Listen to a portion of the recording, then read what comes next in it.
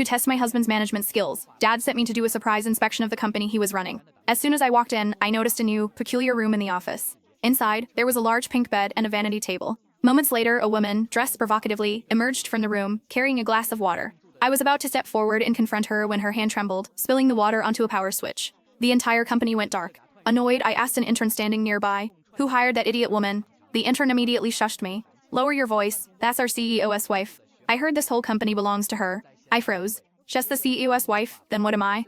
I pulled out my phone and called Dad. "Dad, forget the evaluation. Tell David to come to the office and bring the divorce papers." On my first day secretly inspecting my husband's company, I immediately noticed it felt different. The old nursery had been turned into a pink princess room. Curious, I watched a young, provocatively dressed woman walk out of it. I asked an intern standing near me, "Who is that woman?" The intern seemed scared of her. He leaned in, whispering, "Quiet. That's Tiffany Reed, our CEO's wife. You must be new here, right? Chess Mrs. Hayes? So what does that make me?" I couldn't believe David would cheat so brazenly. He even moved his mistress's bed into the company building. The intern sighed and continued, "She usually just stays in the private room, Mr. Hayes gave her, playing games or watching TV. She doesn't really interact with us. Mr. Hayes must be out for a meeting today, and no one's around to entertain her, so she came out to play." His words made my head buzz. Her private room, the one with the huge pink bed, this is a company, not a resort. I tried my best to control my anger. The intern shook his head and said, "What can we do? Our CEO just dotes on his wife." He saw the look on my face and asked with concern, "Are you okay? You look terrible." I forced a smile. "I'm fine, just a little surprised.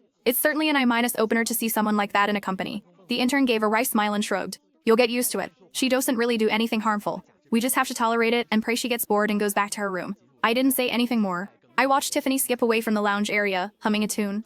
I pulled out my phone, ready to call Dad directly. But after a moment's thought, I put it back. Leaving now would be letting David off too easy. Dad has sent me to evaluate his capabilities. Now, it seemed his competence and his character were both seriously flawed. I wanted to see just how ridiculous this company had become under his management. I straightened my clothes and walked to the reception desk. "Hi, I'm Ashley Miller, from corporate, here for a project review. Could you please arrange a temporary workstation for me, somewhere quiet if possible? Also, this inspection is internal, so I'd prefer Mr. Hayes doesn't know him here." The receptionist nodded respectfully. I walked into the office area, found a corner desk, and settled in, my gaze fixed on Tiffany, who was not far away. She was holding a glass of water, curiously studying a fire alarm button on the wall, seemingly debating whether to press it.